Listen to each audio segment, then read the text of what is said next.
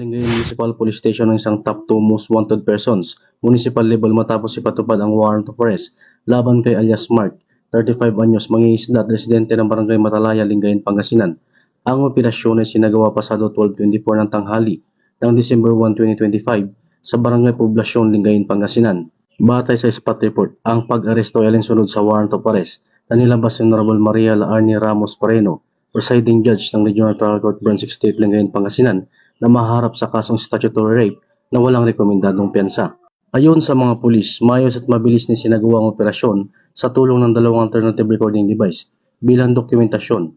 Matapos maaresto, isinilalim ang suspect sa wastong e-warrant at National Police Clearance Verification System. Dinala rin ang akusado sa Lingayen District Hospital para sa kinakailangang medical na eksaminasyon bago tuluyang i-detain sa Lingayen Police Station para sa kaukulang disposisyon. Patuloy namang pinalalahanan ng kapulisan ng publiko na makipagtulungan sa mga otoridad upang maisulong ang kaligtasan at justisya sa komunidad para sa bagong Pilipinas. Mula dito sa Picadillo, Ilocos Region, ako po ang inyong Police News Network Correspondent, Patrolman Dennis Carenal, alagad ng batas, tagataguyod ng Balitang Pulis.